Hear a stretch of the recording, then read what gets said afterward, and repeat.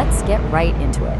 Our story starts not with a plan, but with the terrifying aftermath, a sudden, violent explosion at 33,000 feet. But this isn't just the story of a single bombing. No. This is about a rehearsal, a test run for a plot so huge, so ambitious, it would literally become the blueprint for the most infamous act of terror in modern history. Can you imagine?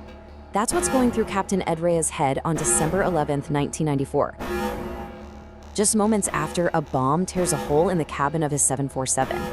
His plane is crippled, his flight controls are gone, but he knows what he has to do.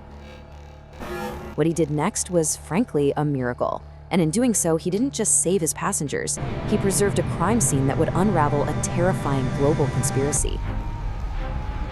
So how in the world did one explosion over the Pacific become the direct predecessor to 9/11? Well, here's how we're gonna break it down. We'll start with that initial terror in the sky, then see how a completely random fire blew the whole case wide open. After that, we'll get into the Bojinka blueprint itself. We'll meet the masterminds, and finally, we'll connect all the dots to see how this foiled plot didn't die, it just evolved. Okay, let's start with that terrifying flight. This was not a random act.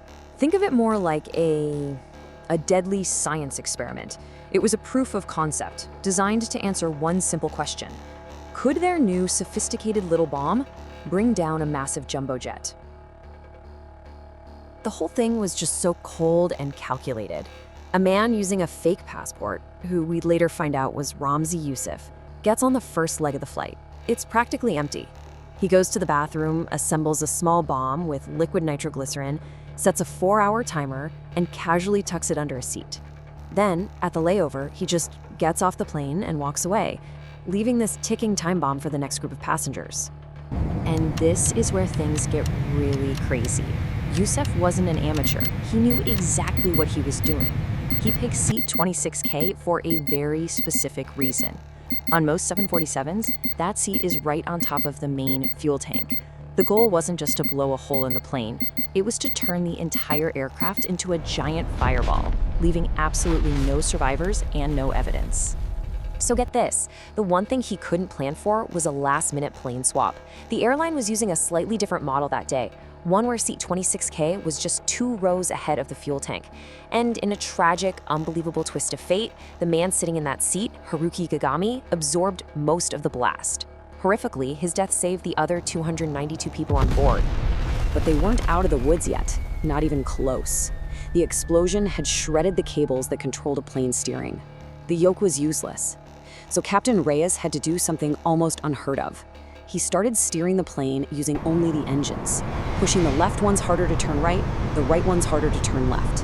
The guy was an absolute hero, and his skill is the only reason there was a crime scene to investigate at all. All right, so the plane is on the ground, but the mystery is just beginning. Investigators have these tiny clues, a weird battery, a piece of a Casio watch, but it's like finding a needle in a haystack. The big break in the case didn't come from some brilliant detective work. It came from a clumsy, idiotic mistake, a small fire in an apartment. I mean, you can't make this stuff up. A massive global terror plot about to be unleashed, and it's not brought down by spies or satellites. It gets taken down because the terrorists got sloppy while mixing their chemicals and nearly burned their apartment down. It was this perfect storm of dumb luck. First, the fire. Then the doorman, who's just not buying their story about playing with fireworks and calls the cops. Then you have this sharp police inspector, Ida Fariscal, who has a gut feeling something's really wrong. She insists on going inside, and they end up arresting one of the guys who stupidly comes back for one thing, a laptop. And that laptop, well, it had everything. So the police get inside room 603, and it's just wow. It's a terrorist's workshop. Bomb-making chemicals, fake passports, even priest costumes for a plot to assassinate the Pope. And right away they realize, oh man, that plane bombing, that was just the warm-up act. So that laptop, it was a treasure trove. They found a file on it named Bojinka. Now, the word itself is basically nonsense, something one of the plotters heard somewhere. But the contents of that file, that meant everything. The FBI would later call it a plan for 48 hours of terror. Yeah, Bojinka wasn't just a plan for a single attack. It was more like a 3-act play of pure terror, designed to unfold over 2 days and bring the entire world to a grinding halt. Okay, so let's walk through this because it's pretty wild. Phase 1. Create a massive diversion by assassinating the Pope in Manila. Then, while everyone's looking that way, bam! Phase 2. Plant bombs on 11 different US-bound airplanes. And for the grand finale, Phase 3. Have a pilot crash a small plane packed with explosives right into CIA headquarters. And the bombs themselves, they were genius in a truly terrifying way. We're talking liquid explosive hidden in contact lens solution bottles. The timer? A simple Casio watch that you could wear right onto the plane. All stuff you could walk right through security with and nobody would even blink. See, the goal wasn't just to kill people, it was to create absolute chaos and fear, to make 11 planes just disappear from the sky all at once. And to give you a sense of the sheer scale of this thing, just look at this. If that little apartment fire hadn't happened, Bojinka would have been the deadliest terror attack in history. It was designed to kill more people than the 1993 World Trade Center bombing. And unbelievably, even more than the 9/11 attacks 6 years later. So the question is, who dreams up something this evil? The answer is kind of surprising. This wasn't some huge, sprawling organization. It was a tiny, tight-knit crew. You could almost call it a family business. You really had two main guys at the center of this. There was Ramzi Youssef, you might know his name from the first World Trade Center bombing. He was the engineer, the bomb guy. And then there was his uncle, Khalid Sheikh Mohammed, or KSM. He was the big picture guy, the architect of the whole horrifying plan. And Youssef was just relentless. An FBI agent described him as an action figure who always wanted to be doing something. That 1993 bombing? In his mind, it wasn't enough. He wanted to go bigger, always bigger. And this airline plot was his masterpiece. And then came the absolute bombshell from the interrogation room. The guy they arrested after the fire, Murad, he started talking. And he tells them, yeah, I'm a pilot. I trained in the US. My job was Phase 3, to fly a plane into the CIA. This was it, the first time intelligence officials had ever heard concrete proof of a plan to use an airplane as a guided missile. So, the plot is stopped, the bad guys are getting caught, story over, right? Nope, not even close. Because this is the most chilling part of the story.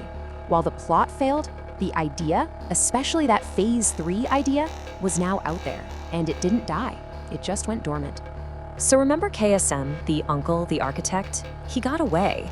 And about a year later, he's in Afghanistan and he gets a meeting with Osama bin Laden. He pitches him a new idea. He says, forget those tricky little bombs from Phase 2. I've got something bigger, simpler, and much, much more devastating. And this is where you can literally see the blueprint becoming a reality. KSM's pitch was brutally simple. Why bother building a bomb when the entire commercial airliner full of jet fuel is the bomb? Why hit one target when you can hit several at once? It's the Bojinka plan, just refined. The same core concept, the same planner. 6 years later, it was executed.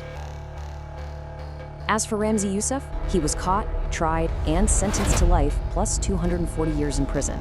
He was completely defiant, proud of what he'd done, right to the very end. From his supermax prison cell, he would never get to see his uncle turn their failed dream into America's worst nightmare. So let's recap. Youssef is locked away forever. His uncle, KSM, goes on to become the mastermind of 9/11. But here's the part that's really hard to swallow. US intelligence knew about this. They had the Bojinka blueprint, the confession about using planes as weapons, all the way back in 1995. The 9/11 Commission later called it exactly what it was, a dress rehearsal. It leaves you with this really unsettling thought, doesn't it? The line connecting that small apartment fire in Manila to the fall of the Twin Towers is terrifyingly straight and clear. All the pieces were there, the people, the methods, the motive, the blueprint was discovered. But somehow, the true danger it represented wasn't fully understood until it was far, far too late. It was a warning that became a reality.